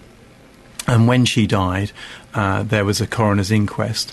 The coroner carried out a full investigation, and his conclusion, as you reported, was that she had died as a result of asbestos in occupation in a school. And that confirmed clearly what Iain knew anyway. And as a consequence of that, Iain instructed me to take action on his behalf. And that is what we've done. We've taken a case against the school and local authority. And where are we now with that? The position is that we are waiting for a detailed response from the insurers of Luton Borough Council to the allegations. It's disappointing that best part of 5 months has passed and they have declined to give answers to the allegations. So it's disappointing, bearing in mind that they know what the evidence is because the evidence was there before a public court, the coroner's court, and they are making things difficult by demanding of us, of Iain and I, to set out precisely what dates Hazel was employed at this particular school. Now, the reality is that Luton employed Hazel. They know exactly when she was... Do you think they're just stalling and slowing things down? I'm afraid so, and that's one of the issues that we may see develop from this bill, is the whole issue of time and perhaps tactics deployed by employers and or insurers that causes delay and as a consequence distress, particularly in a case where we've already had some pretty good evidence from the coroner's court that the reason for Hazel's untimely demise was because of that exposure in a school. There's no reason for Luton, in my view, to delay and acknowledging that it is their fault. We're running out of time. We've only got about another 45 seconds. I could talk to you all morning, 'cause this is fascinating. But since we last spoke, you've submitted a Freedom of Information request to Luton Borough Council. What does that I have indeed. you? I asked about the existence of asbestos in schools within Luton. They responded by saying there were 69 schools. In 64 of those schools, there was asbestos. And the concern is, one, that there is so much asbestos in so many schools. But what really follows from that is, well, what is Luton doing about managing that? Well, we've got a statement from the council. It's very long. It basically boils down to the last sentence. We currently do not have any plans to remove asbestos from schools, is what they're saying. That goes against a recommendation from an all-party parliamentary group from last year that recommended that asbestos be removed because, as they described it, it's a time bomb. Very quickly, how many schools did you say in Luton have got asbestos? 64 out of 69. Wow. Listen, we're out of time. Iain, I appreciate you coming in. If you don't mind, we'd like to keep in touch with you and just see how this progresses. And thank you so much for coming in and being so honest about it. I know it can't be easy.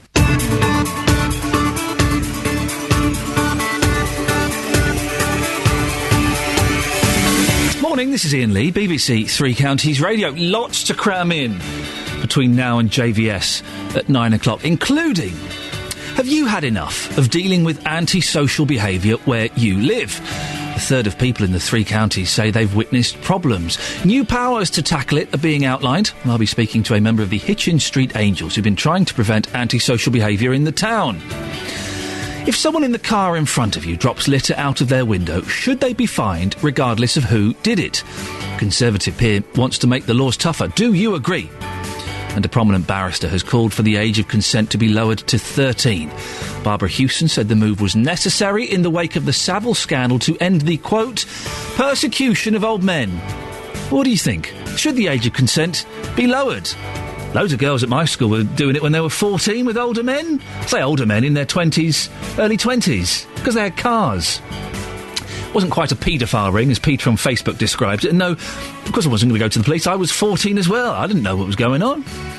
08459 455 555. BBC Three Counties Radio. Yes, Peter seems very upset that I didn't go to the police at the age of 14 and report this paedophile ring that was taking place. It was hardly a paedophile ring. Looking back, I can now see, of course, it was completely inappropriate for blokes in their 20s to be having sex with 14-year-old girls. At the time, we kind of thought, well, why are they looking at those older guys, not us? And I think it's pretty common, even now, 14, 15-year-old girls having sex with blokes in their early 20s. It happens. I'm not saying it's right in the slightest. Of course I'm not. I can see it's completely wrong. But, and also just to clarify something earlier on in the conversation earlier, I was saying that the driver is responsible for the passengers wearing seatbelts. The driver is responsible for children to wear seatbelts. The other passengers are responsible for their own wearing of seatbelts, just to clarify that. Now, new measures are to be introduced to target persistent antisocial behaviour in the 3 counties.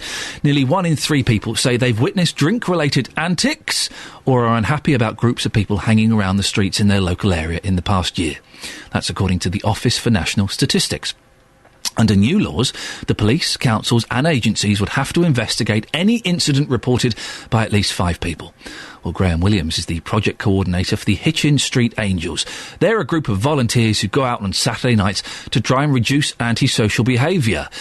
Graham, tell me about the Hitchin Street Angels. What exactly do you do? Good morning, Ian. Yeah, we're a group of volunteers from churches together in Hitchin, and we're out Saturday nights between 10 in the evening through to about 2 o'clock in the morning, and we're patrolling the streets in the town centre. And what kind of behaviour are you trying to prevent? Well, first of all, we're not there to prevent antisocial behaviour. We're there really, our focus is in caring for people in our community. But as a consequence of that, Ian, we are seeing a reduction in antisocial behaviour. What kind of behaviours? Well, I think one of the things is we're seeing coming across obviously groups of people. Alcohol does contribute to this, where they're getting a little bit leery, having a good time, etc. And what we're doing is engaging with them. We're coming up to them, talking to them, engaging with them, communicating with them. And saying what? Well, we're just chatting to them, really, because we're trying to, shall we say, dampen the flames before they get out of hand. So you go up to people who've had a drink and are having a good time and well, what happens... ruin that good time. Have you been out and Hitchin on a Saturday night, Ian? I haven't been out on a Saturday night for years. I've got 2 kids. You're going to get between 150, 200 people sometimes on the street. So, and they're going around in groups of 2, 3, 4s up to groups of 8 or 9. What happens is we're walking up to them and chatting to them, making sure they're having a good time, making sure they're going to get home safely, etc. We're engaging with them. We're not judging. We're not judging them. And we've been doing this now for a couple of years. What are you saying to them, Graham? When you say you engage with them, what does that mean? Well, we're trying to find out where they're going, what they're doing, how they're having a good time, etc. And what we're finding is that, especially with a lot of young people, very few people actually talk to them. So we can actually talk to them. Sometimes we're spending maybe 20 minutes having a conversation with a guy who's really had a rough time at home, rough time in life, and we just maybe point him in the right direction. When you say point him in the right direction, Graham, are you pointing them in the direction of Christ? That would be one way, isn't it? But I'll be honest, listen, I haven't had a drink for a long time, but I would hate it if I was out with my mates on a Saturday night and someone came up and started talking to me about Jesus. We don't start talking about Jesus. That's the last thing we do. We talk about what their issues are, and we listen to them and talk to them and help them. So, to give you an example, a couple of guys we met a couple of weeks ago had no money, couldn't get home. They were getting a bit anxious and, so we say, loud with not being able to get home, and they were arguing with taxi drivers to take them home. So we went up to them, talked to them, found out what their problem was. We then phoned one of their parents, spoke to the parents and said, have you got some money to pay for a taxi if we can get your son home? The parents agreed. We then persuaded the taxi driver to get these couple of guys into a taxi and take them home. So they got home safely, taxi driver got paid, and obviously that didn't kick off into them causing any problems in the town. You say you have reduced antisocial behaviour, that's wonderful. What do residents and local businesses say? Well, we're not dealing with residents, of course. Local businesses have noticed, and the police, the most important thing is the police have noticed, and they have we've got statistics that have proven that we necessarily as individuals, but as part of an integrated group with street rangers, door stewards, that there's been a 38% reduction in antisocial behaviour in Hitchin Town Centre. Graham, are you not worried that your mates are going to get walloped one night? Well, we've been doing this for 2 years, and so far we've not had an incident where violence has occurred with us. We've witnessed violence in the streets with other people. But the public, the young people, have got to know us now over the couple of years. And we've had young people coming up to us and saying, look, there's a problem around the corner. Can you go and sort it? We're not there to go and sort a fight out, but we're there to go and help people. We've got a radio link with the police and paramedics, so if there's a real serious incident, we would obviously call paramedics. And the police are happy for you to do this. They don't see this as vigilantism or you getting in the way of anything. No. We have a calming influence, so the police are very happy and they encourage us to be out there and they support us in what we're doing. No, they're very, very opposite. OK, Graham, listen, thank you very much for that. Keep up the good work. If you're reducing, naughtiness in the streets, that's got to be a good thing. Mark Lancaster is the Conservative MP for Milton Keynes North East. Mark, why didn't ASBOs work? Oh, Mark, so I've got your fader down. Try again. Mark, why didn't ASBOs work? Well, firstly, good morning. Good morning. I think there's a number of reasons why ASBOs haven't worked, not least complexity. Sometimes, of course, they were viewed almost as a badge of honour. I think, listening to your previous conversation, it's important to recognise that whilst the government now is taking some positive steps with this community trigger and trying to simplify the process to try and make sure that the police do act and give the powers to the police to encourage them to do so, any sort of legislation is only one tool in the toolbox when it comes to tackling antisocial behaviour. I mean, we're fortunate and crime is down in our area, but we still do have a problem with antisocial behaviour. So I think this is simply a recognition of that and trying to make sure that between the police and the community themselves, we have the ability to tackle antisocial behaviour. Does Milton Keynes have a problem with antisocial behaviour? We do at times, I'm afraid. What kind of things? Well, it tends to be, and this really refers to my point. I mean, perhaps on a Friday night in my own hometown, we can get gatherings of young people, partly because they perhaps haven't got other things to do, and that can then lead to problems. We've had a series of incidents in Milton Keynes. My constituents come to me and tell them about it, and sometimes they feel that these sort of actions aren't being sort of dealt with properly by the police, not simply because the police don't want to, but because they don't always have the powers in place. And I think really we have to make sure that underpinning other actions are the ability for the police to go and deal with it, and that's really what we're trying to address. I would imagine that antisocial behaviour is hard to legislate because it covers so many things, doesn't it? It's hard to put a specific definition on it. Well, that's true, and that's also why, to some extent, as the ASBO sort of got more and more complicated, I think there are 16 different streams. We are now trying to sort of move away from the complexity by simplifying the process so that the police can get on and deal with it. But I emphasise again that whilst I support this, proposed legislation, it's only one tool in the toolbox, and we need to think slightly wider about why we sometimes have these problems and try and tackle them with young people at source. Oh, I'm all for if young people have had trauma, then trying to deal with that. But if there are yobs out there puking up in the street and having fights and graffitiing and stuff, then they should be punished, shouldn't they? Oh, absolutely, and that's precisely why the government is introducing legislation to try and tackle that. I'm not suggesting a softly approach, anything but. I think the government's been quite tough. It's recognising that ASBOs haven't worked, and we're now going to bring in a much tougher regime. All I'm saying is that is one aspect of it, and there are others as well. Mark, thank you very much indeed. Mark Lancaster, Conservative MP for Milton Keynes North East. Lisa's in Borehamwood. Good morning, Lisa. Morning there. Have you struggled with antisocial behaviour where you live? Yes, Ian. What's happened? As I'm actually talking to you now, I've got an Excel spreadsheet open up in front of me, which has been asked. The police asked me to log every incident that had happened since August 2011 up until a couple of weeks ago, actually. I've had occasion to get in touch with the police either via email on 101 or 999 64 times. Excuse me, 64 times? 64 times. What? To give us a couple of the worst examples of things that have happened. A brick. It wasn't a brick. It was a lump of rock through my son's bedroom window at 4:00 in the morning. How old's your son? He's 20. Right, and was this deliberately aimed at your son, yes, do you think? Because there was one missed one that went onto the roof and smashed 4 roof tiles. I've worked with the council, I've worked with the housing association and the police as a joint agency, and to get those people to actually talk to the people in the street. Why did they pick on your son? Has he done something? No, it was me in general, because I've stood up to what's been going on, Ian. And what did the police and the council say? They've served ASBOs. They've served antisocial behaviour injunctions on 3 and ASBOs on 2.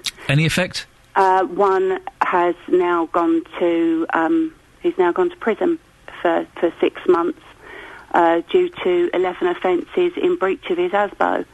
And I have to say, we don't use the quiet word in the street, we use peaceful. It has dramatically dropped because when it wasn't just one, Ian, it was at its height there were 17 in the street.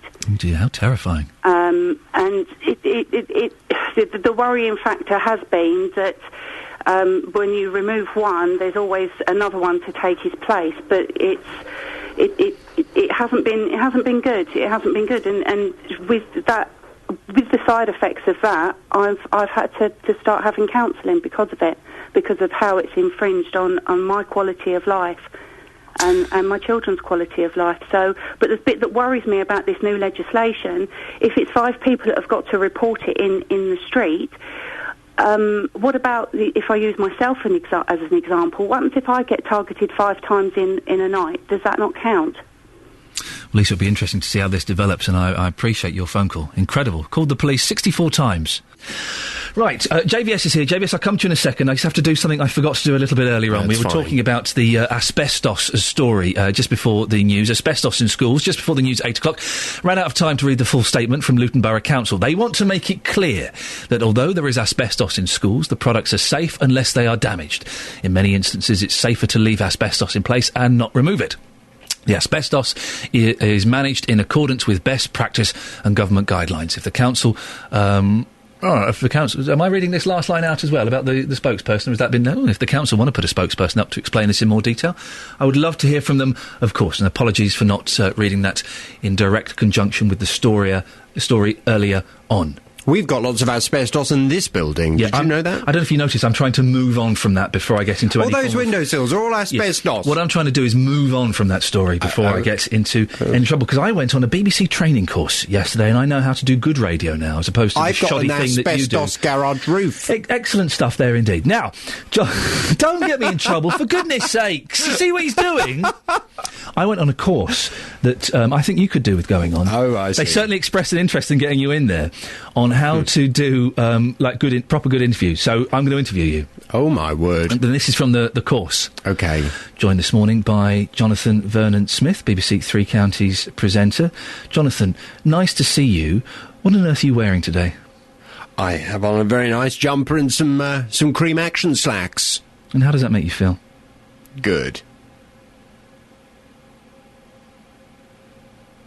You surprised by that?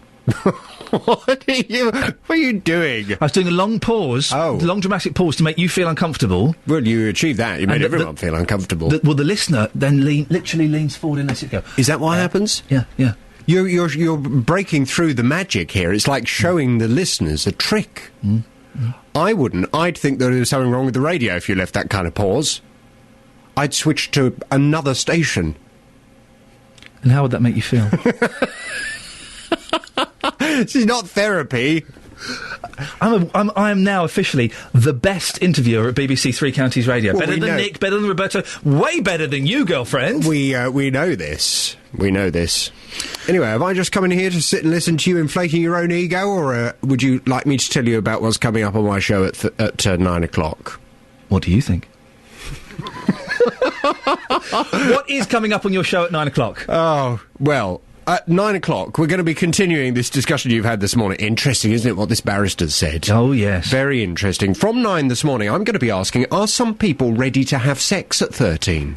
A prominent barrister specialising in reproductive rights has called for the age of consent to be lowered to 13. Barbara Hewson said in an interview that the move was necessary in the wake of the Savile scandal to end the persecution of old men.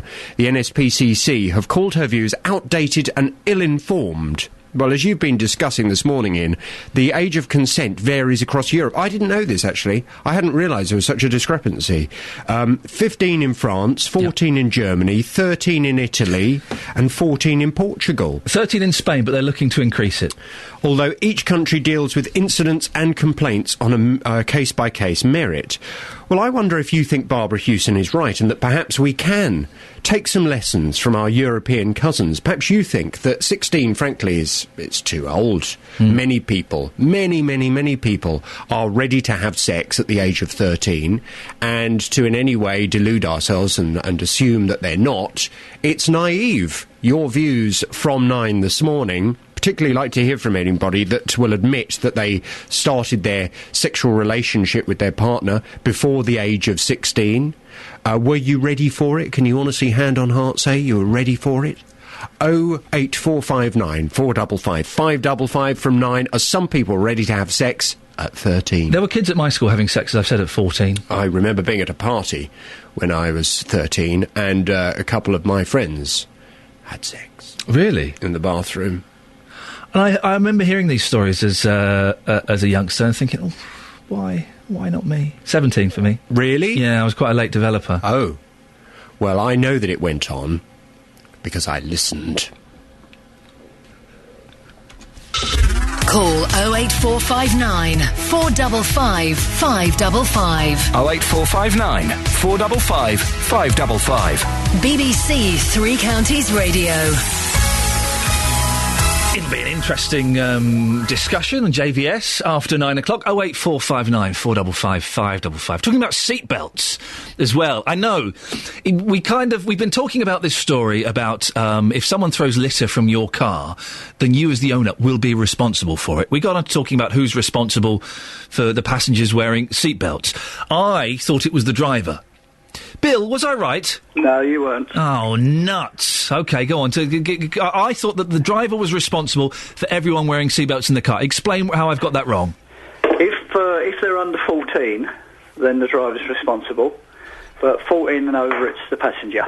OK. Well, I listen, very rarely will you hear me say this on radio, Bill. I'm sorry for getting something wrong. But you know that because we took Justin out in the back of the car, didn't we? Oh, we did. Oh, we did take Justin. Yes, I see. What do you think about this? Bill is the advanced driving instructor, and I totally destroyed Justin in an advanced driving test. Bill, what do you think about this change to the law that if I'm in your car and I chuck a fag packet out the back of your car window, you're responsible for it? Well, it's indicative of the way we're going, really, Ian, isn't it? Because it's so difficult to catch someone and prosecute them individually for doing something, that what we do is we take the lazy way and just say, there's a car, if anyone's in it, we're going to prosecute them if something happens. And I think it's a thin end of the wedge again. Really? Because does it not annoy you, Bill, when you see people emptying their ashtrays out the window or chucking a can of Coke out the window of the car? Does that not upset you? Oh, sure, yeah. I mean, it's something you shouldn't do. Well, then let's get the owner of the car and make them more responsible for their passengers. Yeah, not always possible, though, is it? I mean, youngsters, I feel sorry for youngsters sometimes because a youngster driving a car, even if he's a reasonable person, his passengers might not be. If they throw something out the window, why should a reasonable youngster be done for something that an unreasonable passenger does? Bill, listen, don't feel sorry for youngsters. They've got youth on their side. They've got years ahead of them. No, give them a bit of a good deal. Some of them are really nice people. OK, but Bill, stay there, because April's in Luton. Morning, April. Morning. What do you think about these possible changes to the law that the driver will be responsible for rubbish being chucked out the window? It's not going to have any impact on me, because I wouldn't want my passengers to throw rubbish out the window, and so I would tell them not to. So you wouldn't have, as Dave said earlier on, you wouldn't have idiots in your car? No. Do you think it's a good idea? That Bill seems to think it's the thin end of the wedge if we start doing this. I think people are too casual with their litter, and people always think it's someone else's responsibility. And I think it's about time people fessed up to the fact that the planet needs people to dispose of their rubbish appropriately and properly. And if everybody did it, there wouldn't be an issue. And did you hear my apology about the seatbelts earlier on? I did, and I sit corrected as well. But however, if you were in my car and you were an adult and you didn't put your seatbelt on, not only would my car complain at you, but I would whinge at you as well. Wow.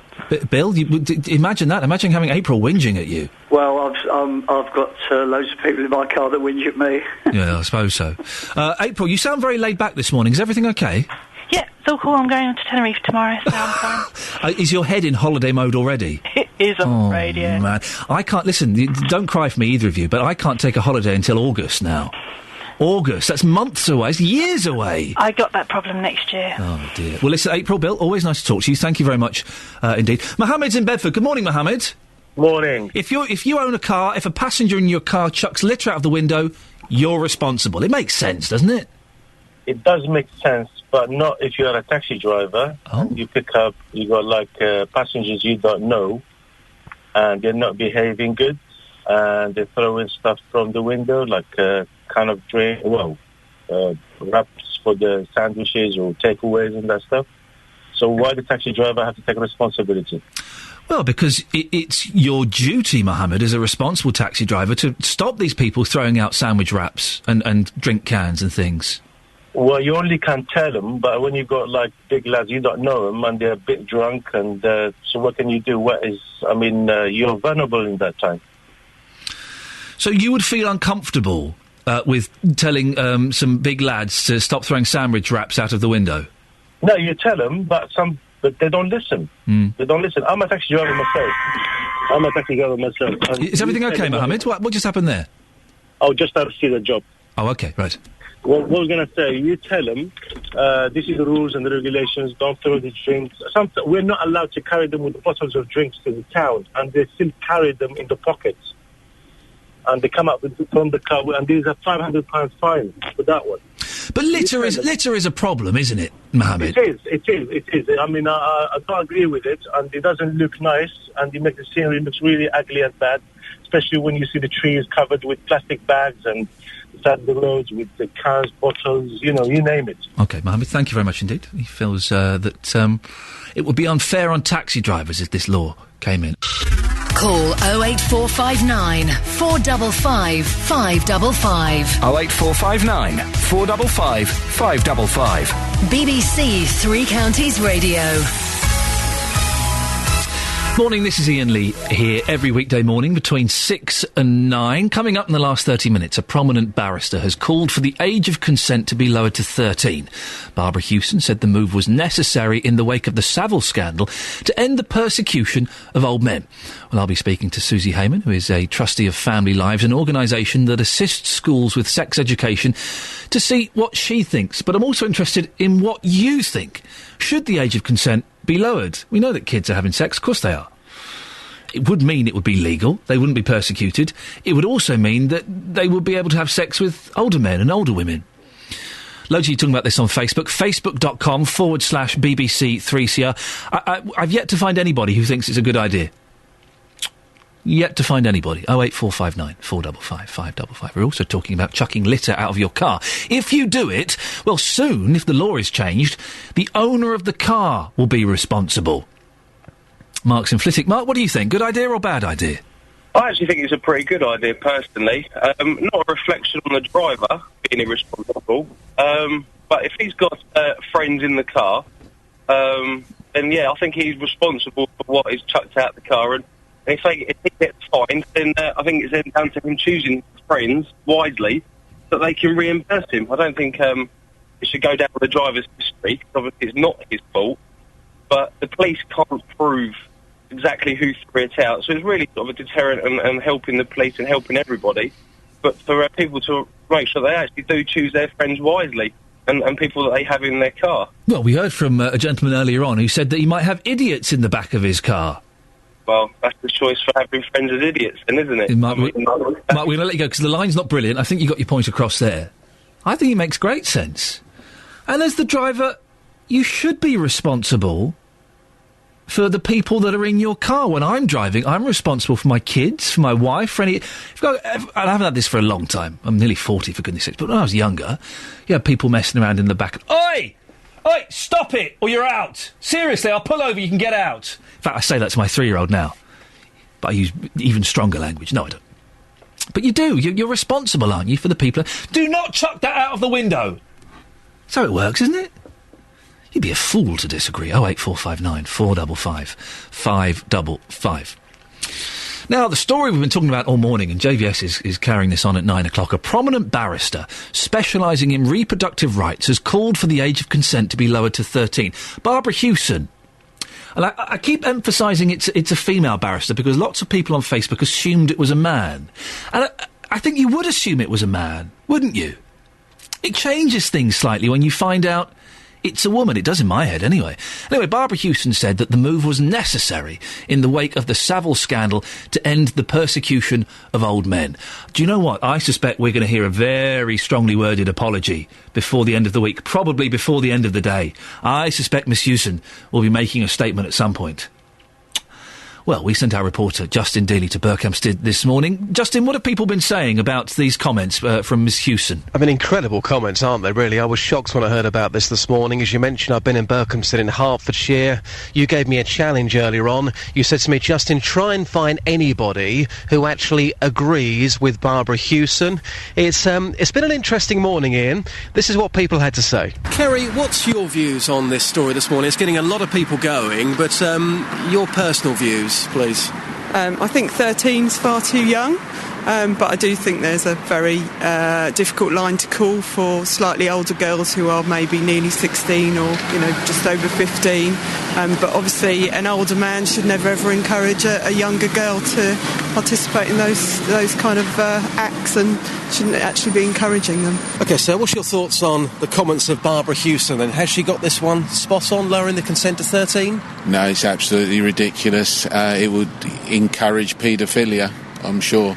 Madam, you think these views are completely wrong from Barbara Hewson. Can you tell us why? Because I think at 13, children are not emotionally capable of dealing with those kind of relationships, with sexual relationships. Madam, I've showed you this story today. I've seen your face. You're absolutely shocked about this, aren't you? I am, truly. Yes, I think it's absolutely outrageous that somebody wants to reduce the age to 13.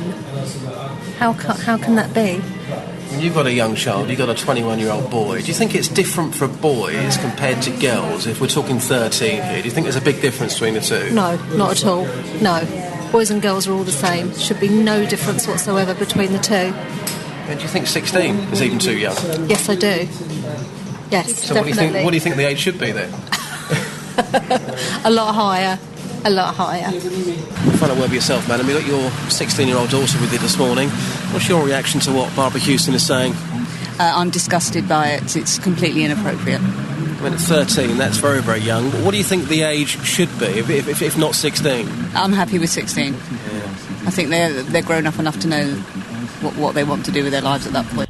Well, Justin, you couldn't find anybody who thought that was a good idea, although one lady did suggest that maybe 15 was perhaps more appropriate. I mean, I have to say, most people I've spoken to this morning, a lot of people didn't wish to be named on this particular report. I can understand why. It's a very personal subject. But some people who wouldn't talk to me on the record, the majority of people saying 16 is too young. So when you say to people, what about 13, they're just looking at me in absolute horror. They cannot believe these comments. And I think you make a good point about Barbara being a woman, because that does change things. You'd expect something like this to come from a man, talking about ending the persecution of old men. I mean, incredible comments from a lady, not a man. I wonder, this is a question for another day, but I wonder at what age some of those people you spoke to had sex for the first time. I wonder if anybody, not necessarily those, but the number of... Kids have sex, and I know kids when I was a child that were having sex, and it would just be interesting to find out whether people waited until they were 16 or whether they were having sex before then. Yeah, I agree. You know, when I go back to my school days, people certainly were doing it under the age of 16. Personally, I can hold my hand up and say that wasn't me, but of course, it does go on. If they did lower it to the age of 13, would it make any difference? But people this morning clearly very unhappy about these views. Justin, I have to move on because we have a guest. Are you prepared to tell me what age? I was 17. He's getting personal. It's that BBC call. You don't have to answer if you don't want to. It was 18. Well, OK. Well, there you go. Justin Dealey, thank you very much. And he's made up for it in many ways since then. I don't even know what that means. Susie Heyman is a trustee of Family Lives, an organisation that assists school with sex education. Good morning, Susie. Good morning, Ian. Susie, what do you make of this? What do you make of this? I was 16. You were 16, were you? OK, you waited. Well done. What do you make of this claim that from Ms. Heyman that? From Miss, what? What is her name? Well, Miss Hamer, Barbara Hamer. Hamer. Is that her name? Hewson, sorry, look. Thank you. There's not my name. Sorry, I do apologise. There was almost a Freudian slip as well. What do you think about Barbara Hewson's claims that we should lower the age of consent to 13? I know that the NSPCC has said it beggars belief, and I think if the reason she's giving is to protect old men, these poor old men, these poor old paedophiles and rapists, poor old things, to protect them, then it does beggar belief, and I think it's absolutely a disgraceful thing to say. And I would say very strongly that I think that, 16 is about the right sort of age that young people should be thinking about having sex. Kids are having sex younger than that, though, aren't they? Well, this is the point, and this is why I would say, actually, there is an argument. Now, you mentioned earlier on about the age of consent in different countries. Yeah. And the point is, let's just point out a couple of things. We have the highest rate of teenage pregnancy in Europe. We also actually have the lowest age at which young people start having sex, I think. We certainly have a lot younger age. I think it's over a year younger than, say, the Netherlands, that have a younger age of consent, and yet their kids start having sex later. They also have much more explicit sex education than we do, much better sex education. And, because they let young people who are sexually active get contraception. Now, that's the only reason I would say that we might think in terms of lowering the age of consent, because what it does at the moment is that young people think, you say you've got two 15-year-olds who are having sex, they're in love, they're having sex, and they think, if we go to a doctor for contraception, we're going to get in trouble, so we won't. We'll risk it, and they get pregnant. And there's an argument there for saying, actually, lower the age for consenting young people. What I think we ought to bring in at the same time, however, is a very strong strengthening of the age gap. So what we basically say is, yes, it's okay for two consenting, mutually happy 15-year-olds, or a 15-year-old and a 14-year-old, or a 16-year-old and a 15-year-old to be having a sexual relationship. But if there is, let's say, 3 or 4 years between somebody under the age of 16, 5 years between somebody between 16 and 18, that's where we start saying, what you've got here is somebody older using their power, their authority, their persuasion to seduce, to, statutory rape a younger person. And if you have a situation where you have somebody, of the age of sort of 30 having sex with somebody under the age of 20, well, full force of the law, because that's not a sexual relationship. That is definitely paedophilia. You talk to young people about sex. What age do you talk to them, and how explicit are you? And are you bound by certain rules? Well, what you have to do, basically, is actually reply to the question. I think the point is you don't walk in and start talking about sex. What you do, first of all, is check out where young people are, what are they knowing, and what are the questions that they ask. But believe me, when you're talking to sort of young teenagers or even older primary school kids, you're getting very explicit questions because of what they've heard. And I'll tell you also something, Ian. You made me laugh when you talk. You were thinking about the people in that Vox Pop. What age were they when they first had sex? A number of times I've asked parents this: what age do you think your children should have sex? Be truthful. What age were you when you had sex? Invariably, the age that they mention for their children is several years older than the age that they were when they first had sex. Yeah. And I think that's something that we need to remember, that the point is that what you're dealing here with is often desires and feelings, and you have to talk about those explicitly, because what Holland has just shown us, what the Scandinavian countries have shown us, is when you allow kids to actually say, I have these feelings, I have these desires, what do I do about them? Actually, have a cold shower. Help them say, but I'll leave it till later.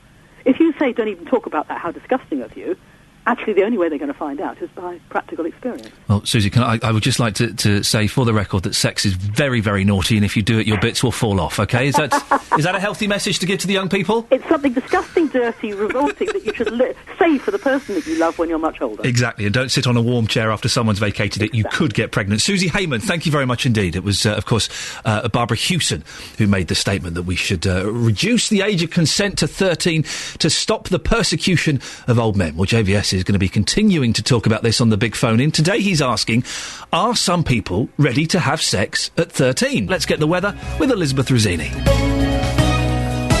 Hello, a very good morning to you. Some very strong gusts of wind. We could possibly see some trees come over and possibly some transport disruption as well. So something to be aware of, I suspect. You may need to sort of tie the pots down in your garden or whatever, because there's going to tie the pots down in the garden? You've never been in a garden, have you? I have. I bought some pots for my garden the other week. I've secured them. In that case, you better go and tie those pots down. Rubbish is a big problem for me as well. It just blows Talking it, I know. everywhere. Yes, So, sorry? Yeah, so big problem. And then it will all ease down tonight, so just watch out for those strong winds today. Well, Elizabeth, Spoke to now. you go home, you go and tie your pots down, and hopefully things will be okay. Ta-ta. Prominent barrister Barbara Hewson has said that the age of consent should be lowered to 13 to end the persecution of old men. What do you think? 08459 455 555. We've yet to find anybody who agrees with her. Stephen in Watford, what do you think? Well, I don't agree with that either. I think it actually should be lower than that. Sorry? Because I think it should be lower, probably 12 or so, because on the basis that countries like the Philippines and Mexico have an age of consent of that age. But the main point I would like to make is that if children are brought up properly by their parents, maybe some schools could bring them up sufficiently well that they are mature enough at 12 to actually get married, because that's the other issue. My point is basically that Mary, the mother of Jesus, was thought to be between 10 and 12 when she actually gave birth to him. And so if you have a family where a child is brought up in the proper way, you're discriminating against... I mean, what law should prevent what God institutes if you assume that the Bible is what should govern society? So just to clarify, Stephen, excuse me, you're saying that the age of consent should be 12? Well, I think that there shouldn't be a minimum age. You could almost go from biology. I So mean, 5? The creator... No, I don't think a 5-year-old girl can have children. 8? Well, to be honest with you, I don't know what the biological age... It might vary from girl to girl. Okay. But I don't think we should just follow nature in that sense. But I think that the main point is that if a girl and her parents think that she's mature enough to get married, because you should only have sex after you're married, then in a way it's the parents. I mean, I know I'm living in a different sort of mindset to modern Britain. Can I ask you a couple of questions, Stephen? Yes, sure. Do you have children? No. Okay. Not to my knowledge. Okay. Would you want to have sex with a 12-year-old? If she was as mature as Mary, the mother of Jesus, and, I was available, I don't think you can say Joseph, was a pervert. So you would happily have sex with a mature 12-year-old? That's my point. I don't think I would easily... Not easily, no? No. But I'm just saying in terms of the bounds of possibility. Okay. I don't think that we should have a system where Joseph, who was, Mary's husband, although he wasn't the actual father of Mary, he would have been, put in prison for doing what God wanted him to do. Stephen, can I ask how old are you? 54. So you're... But I think I'm let me just virile and you're a virile 54-year-old. Yes.